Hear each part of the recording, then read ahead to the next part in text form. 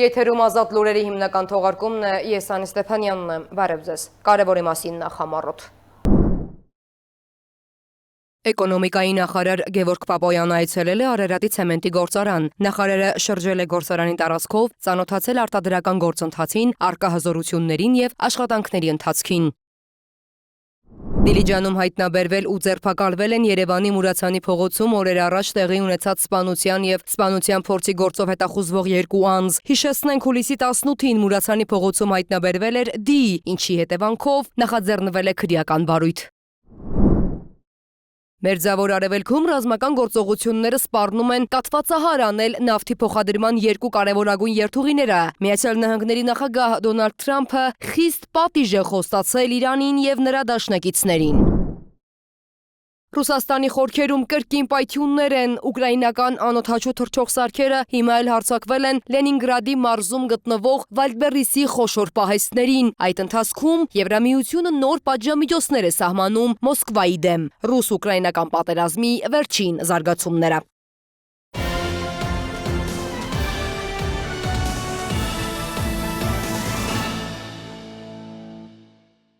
Էկոնոմիկայի նախարար Գևորգ Պապոյանն այցելել է Արարատի ցեմենտի գործարան։ Նախարարը շրջել է գործարանի տարածքով, ծանոթացել արտադրական գործընթացին, առկա հզորություններին եւ աշխատանքների ընթացքին։ Գործարանը ունի 1000 աշխատակից, իսկ տարեկան դրվածքային հզորությունը կազմում է 1.200.000 տոննա։ Պապոյանը նշել է, որ Արարատի ցեմենտի գործարանը հանձնվել է էկոնոմիկայի նախարարության կառավարմանը եւ նախարարությունը ձեռնարկելու է անհրաժեշտ բոլոր քայլերը, որպեսզի գործարանը աշխատի ամբողջ հզորությամբ, անխափան եւ արդյունավետ։ Նախարարի խոսքով հուլիսի ընթացքում սահմանված կարգով կնշանակվի ընկերության ժամանակավոր կառավարիչը։ Այսի ընթացքում նախարարը նաև ծանոթացել է գործարանի առջև ծառացած խնդիրներին եւ հանձնարարել դրանք համակողմանի ուսումնասիրել։ Գևորգ Պապոյանը ընդունել է Հայաստանում Միացյալ Նահանգների գործերի ժամանակավոր հավատարմատար Դեյվիդ Ալենին եւ Միացյալ Նահանգների դեսպանատան տնտեսական եւ առևտրային բաժնի ղեկավար Էդվարդ Այկլերին։ Հանդիպման ընթացքում կողմերը վերահաստատել են, որ Հայաստանի եւ Միացյալ Նահանգների միջև տնտեսական գործակցությունը դինամիկ զարգանում է, արձանագրելով վերջին շրջանում գրանցված դրական առաջընթացը։ Քննարկվել են նաեւ Միացյալ Նահանգների կողմից Հայաստանին շուկայական տնտեսություն ունեցող երկրի կարգավիճակ տրամադրելու գործընթացին առնչվող հարցեր։ Նախարարը վստահություն է հայտնել, որ ձևավորված արդյունավետ գործակցությունը կնպաստի գործընթացի հետևողական առաջմղմանը եւ փոխադարձ հետաքրքրություն ներկայացնող տնտեսական օրակարգի հետագա զարգացմանը։ Ռոսսելխոզնadzորը արգելել է Հայաստանից կաթնամթերքի ներմուծումը։ Գերատեսչությունը հայտնել է, որ հուլիսի 14-ից 21-ը Հայաստանի ու Ռուսաստան կաթնամթերք արտահանող մի շարք գործարաններում անցկացված ստուգումների ընթացքում կրկին արձանագրվել են արդեն նախկինում հայտնաբերված խախտումները։ Դրանք վերաբերում են արտադրանքի հետագծելիության, անասնաբուժական փաստաթղթերին, հումքի վերահսկողությանն եւ ռիսկերի կառավարման համակարգերին։ Գերատեսչության տվյալներով բացահայտվել են նաեւ վարակված անասուններից ստացված կաթի օգտագործման, նաեւ երրորդ երկրներից ներմուծված հումքով ռուսական շուկայի համար արտադրանք պատրաստելու դեպքեր։ Ռոսսելխոզնadzորը նշել է, որ Հայաստանը դեռևս չի ստեղծել կաթի ծագում ու անվտանգությունը լիարժեք վերահսկող համակարգ, ինչի պատճառով ձեռնարկվել են միջոցառումներ կանխելու վտանգավոր վարակների ներթափանցումը Ռուսաստան։ Փոխարտգործնախարար Վահան Կոստանյանը Փարիզում հանդիպում է ունեցել Ֆրանսիայի Եվրոպայի հարցերով լիազոր նախարար Բենժաման Հադադի հետ։ Զրուցակիցները գոհունակությամբ նշել են Հայաստան-Ֆրանսիա ռազմավարական գործընկերության զարգացման դինամիկան եւ քննարկել դրա հետագա խորացման ուղղված համատեղ քայլերը։ Անդրադարձ է կատարվել Հայաստան-ԵՄ գործընկերության ընդլայնման եւ խորացման հարցերին, առանձնահատուկ ուշադրություն դարձնելով տնտեսական գործակցության զարգացմանը, այդ թվում Հայաստանի համար եվրոպական շուկայի հասանելիության ընդլայնմանը։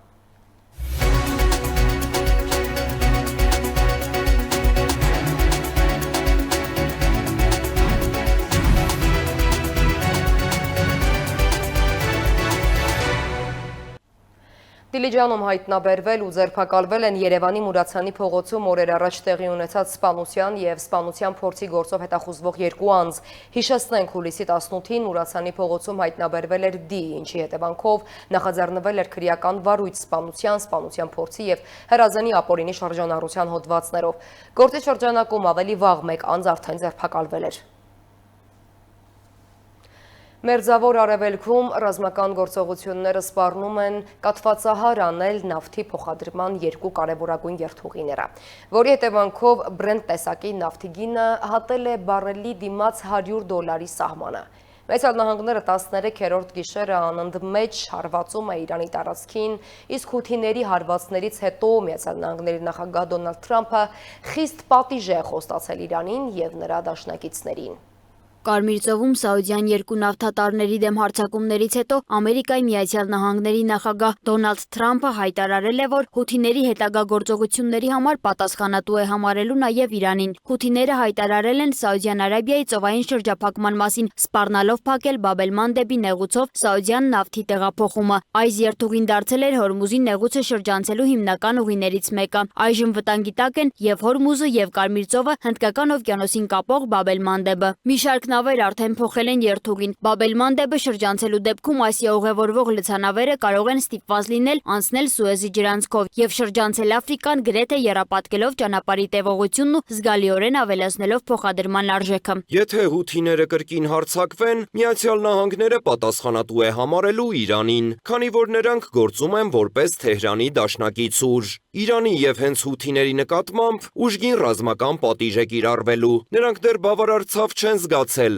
Մենք նաև դիտարկում ենք Իրանի դեմ ավելի լայնածավալ ռազմական գործողություններ սկսելու հնարավորությունը։ Թրամփը նաև հայտարարել է, որ առևտրային նավերն ու դրանց բեռներին հասցված վնասները կփոխհատուցվեն Միացյալ Նահանգների վերահսկողության տակ գտնվող իրանական սառեցված ակտիվների հաշվին։ Իրանի արտաքին գործերի նախարար Աբբաս Արաղչին այս մոտեցումը վտանգավոր նախադեպ է համարել, նախազգուշացնելով, որ այլ պետության ունեցվածքի բռնագրավումը կարող է համաշխարհային անկանխատեսելի հետևանքներ ունենալ։ Այլ երկրի ակտիվները բռնագրավելը, ապագա և դրա հետ կապ չունեցող պահանջները վճարելու համար հրդեհավտանգ նախադեպ է։ Եթե կառավարությունները օրինականացնեն նման գործելակերպը, այլևս ոչ մի պետության ունեցվածք ապահով չի լինի։ Դրա հետևանքով առաջացող քաոսը խաղաղ կամ կառավարելի չի լինելու։ Միացյալ Նահանգները պետք է վերանայի իր մոտեցումը։ Լարվածության աճին զուգահեռ Միացյալ Նահանգների կենտրոնական հրամանատարությունը հայտարարել է Իրանի դեմ հարվածների 13-րդ գիշերվա ավարտի մասին։ Ամերիկյան կողմի տվյալներով թիրախավորվել են ռազմական հրամանատարական կենտրոններ, անօդաչուների պահեստներ, հաղորդակցության ցանցեր, առափնյա դիտարկման համակարգեր և ռազմածովային կարողություններ։ Իրանական պետական լրատվամիջոցները հայտնել են Քեշմ կղզու և Ահվազ քաղաքի վրա ամերիկյան հարվածների մասին։ Ահվազում իրանական կողմի տվյալներով զոհվել է 4, վիրավորվել 5 մարդ։ Ի պատասխան Թեհրանը հայտարարել է Հորդանանում և Քուվեյթում ամերիկյան ռազմական օբյեկտներ խոցելու մասին։ Հորդանանի բանակը հայտնել է 4 հրթիռի և 6 անօդաչուի դեմ գործողությունների մասին։ Միայն 1 հրթիռ է ընկել անմարդաբնակ տարածքում։ Իրանը նաև պնդում է, որ Քուվեյթի Ալ-Ուդեյրի բազայում խոցել է ամերիկյան ռադիոէլեկտրոնային պայքարի ստորաբաժանում, սակայն Ամերիկայի Միացյալ Նահանգները և Քուվեյթը զոհերի մասին չեն հաղորդել։ Իրանի կողմից հութիներին ցուցաբերվող աջակցության վերաբերյալ ևս նոր տեղեկություններ են հրապարակվել։ Reuters-ի հաղորդմամբ հուլիսի 13-ին Թեհրանից Եմեն են տեղափոխվել Իսլամական հեղափոխության պահապանների կորպուսի հրամանատարներ, ռազմական խորհրդատուներ և հրթիռների և անօդաչուների բաղադրիչներ։ Հութիները տեղեկությունը որակել են կեղծիք, հայտարարելով, որ ինքնաթիռում միայն քաղաքացիական անձինք են եղել։ Միևնույն ժամանակ ՄԱԿ-ի գլխավոր քարտուղարն էլ ահազանգում է. հարվածների և հակահարվածների շղթան տարածաշրջանը մոտեցնում է անկանխատեսելի հետևանքների։ Իրավիճակը դուրս է գալիս վերահսկողությունից և մոտենում է նախկինում աներևակայելի համարվող սահմանին։ Մի ճգնաժամը սնուցում է մյուսին, իսկ յուրաքանչյուր սրում նոր հակամարտություն է առաջացնում։ Ժամանակն է հետ քայլ կատարել։ Քաղաքացիական ենթակառուցվածքների վրա հարձակումներն անընդունելի են, իսկ այս հակամարտությունը ռազմական լուծում չունի։ Նավթային շուկան արդեն արձագանքել է հակամարտության հերթական սրմանը։ Բրենթի գինը մեկ օրում աճել է ավելի քան 6%-ով և մայիսից հետո առաջին անգամ գերազանցել $100։ Հորմուզի նեղուցով մեկ օրում անցել է ընդամենը 1 նավթատար, որը մայիսի 7-ից ի վեր ամենացածր ցուցանիշն է։ Մինչև տարածաշրջանում ռազմական գործողություններն ընդլայնվում են, Վաշինգտոնում այս առնչությամբ տարաձայնությունները խորանում են։ Ամերիկայի Միացյալ Նահանգների ներկայացուցիչների պալատն ընդունել է մի օրինագիծ, որը պետք է սահմանափակեր Թրամփի Իրանի դեմ ռազմական գործողությունները, այսինքն նախագահը չէր կարողանալու կատարել որևէ քայլ առանց կոնգրեսի համաձայնության։ Սենատը, սակայն, ավելի ուշ, ընդամենը 2 ձայնի տարբերությամբ մերժել է նախագահի ռազմական լիազորությունները սահմանափակող այդ օրինագիծը։ Սոնա Գիշյան, Free News, Ազատ լուրեր։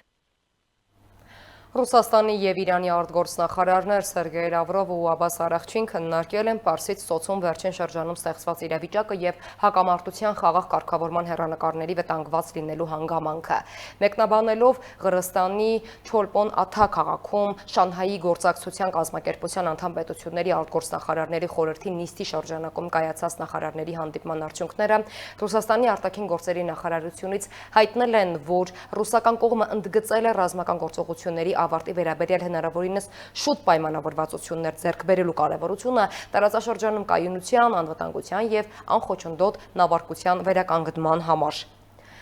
Ռուսաստանի խորքերում կրկին պայթյուններ են ուկրաինական անօդաչու թռչող սարքերը հիմա էլ հարվածներ են հասցնում Լենինգրադի մարզում գտնվող Վալդբերիսի խոշոր պահեստներին։ Այդ ընթացքում Եվրամիությունը նոր պատժամիջոցներ է սահմանում Մոսկվայի դեմ։ Ռուս-ուկրաինական պատերազմի վերջին զարգացումները տեսանյութում։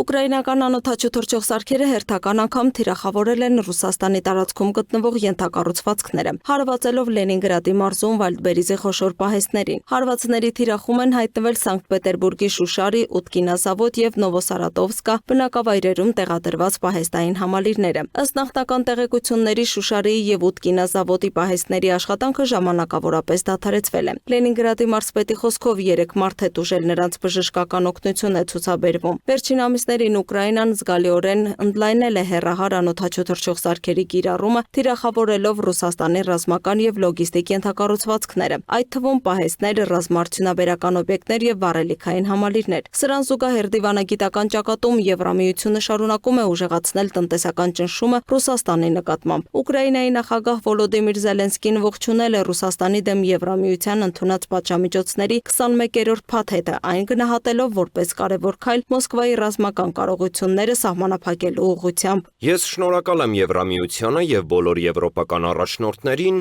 Ռուսաստանի դեմ պատժամիջոցների 21-րդ փաթեթն ընդունելու համար։ Կարևոր է, որ Ռուսաստանի վրա ճնշումը շարունակվի այն պատերազմի համար, որը նա սկսել է եւ հրաժարվում է դադարեցնել։ Այս փաթեթը ներառում է Ռուսաստանի եկամուտները սահմանափակելու ուժեղ քայլեր։ Մենք նաեւ հույս ունենք, որ 22-րդ փաթեթի վրա աշխատանքները կընթանան ակտիվորեն։ Մոսկվան իր հերթին հայտարարում է, որ շարունակում է բաց մնալ բանակցությունների համար, սակայն պատասխանատվությունը խաղաղ գործընթացի դանդաղման համար դնում է Արևմուտքի վրա։ Կրեմլի խոսնակ Դմիտրի Պեսկովի խոսքով շփումները շարունակվում են, սակայն այս փուլում որևէ նոր առաջընթաց ակնկալել պետք չէ։ Ես տվյալ իրավիճակում չափազանց լավատեսություն չէի դրսևորի։ Շփումներն իսկապես իրականացվում են։ Դրանք միշտ դրական են, սակայն որևէ նոր դինամիկայի կամ նոր արագացման մասին այժմ խոսք լինել չի կարող։ Ռուսաստանում արձանագրվել է նաև ռազմական ավիացիայի հետ կապված միջադեպ մերձ Մոսկվայի Սվենիգորոդի շրջանում մարզական թռիչքի ընթացքում վթարի է ենթարկվել ռուսական Սու-57 կործանիչը։ Տեղական լրատվամիջոցների տեղեկություններով ինքնաթիռը կործանվել է Շիխովո միկրոշրջանի եւ Լուցինո գյուղի միջև ընկած տարածքում։ Նախնական տվյալներով օդաչուն հասցրել է ինքնանետվել եւ ողջ է մնացել։ Ռուսաստանի պաշտպանության նախարարությունը դեպքի առնչությամբ դեռևս պաշտոնական մեկնաբանություն չի հրապարակել, սակայն հայտնել է, որ գիշերվա ընթացքում Ռուսաստանի Դաշնության շրջանների Ազովի եւ Սև ծովերի վրա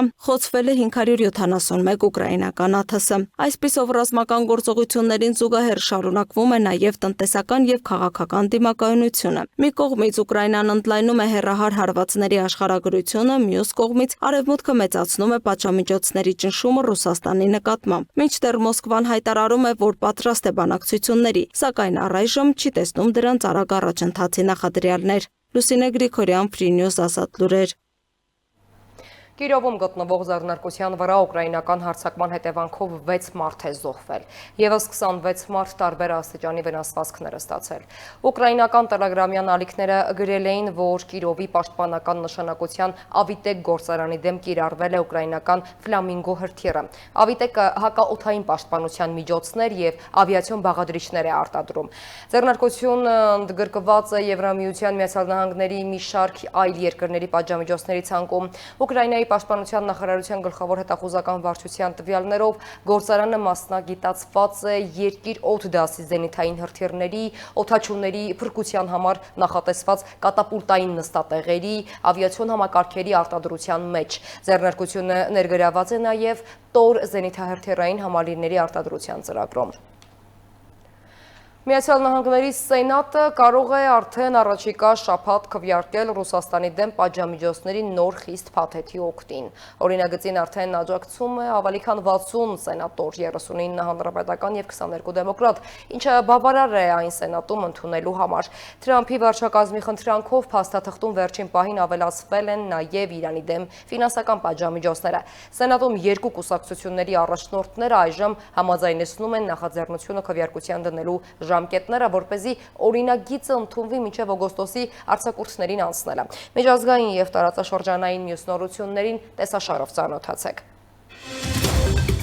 Իսպանիան անտառային խոշոր հրդեհների պատճառով ազգային արտակարգ դրություն է հայտարարել Մադրիդի ինքնավար համայնքում եւ Ավիլա նահանգում։ Իշխանության տվյալներով կրակի պատճառով տարհանվել է շուրջ 10,000 մարդ, իսկ Ֆրանսիայի Բորդո քաղաքի մերձակայքում Ատլանտյան օվկիանոսի ափին տարածվող խոշոր անտառային հրդեհների պատճառով տարհանվել է շուրջ 20,000 մարդ, որոնց մեծ մասը զբոսաշրջիկներ են։ Տեղական իշխանությունների տվյալներով տուժածներ չկան։ Միաժամանակ Ֆրանսիայի նախագահ Էմանուել Մակրոնը հայտարարել է, որ երկիրը դիմել է Եվրամիության քաղաքացիական պաշտպանության մեխանիզմին անտառային հրդեհների դեմ պայքարում աջակցություն ստանալու համար։ Ֆրանսիայի հարավ-արևմուտքում Արկաշոնի ծոցի մերձակայքում ընդհանուր առմամբ տարհանվել է շուրջ 12,000 մարդ, իսկ կրակը ոչնչացրել է ավելի քան 2,000 հեկտար տարածք։ Իտալիայում ևս շարունակվում են խոշոր հրդեհները։ Սիցիլիայում հրդեհաշիջման աշխատանքներին ներգրավված է շուրջ 6,000 հրշեջ, անտառապահ եւ քաղաքացիական պաշտպանության աշխատակից։ Իսկ Կալաբիրիայում վերջին օրերին գրանցվել է ավելի քան 160 հրդեհ։ Օդերևութաբանների կանխատեսմամբ Եվրոպայում սպասվում է հերթական շոկ հալիքը, որի ընթացքում որոշ շրջաններում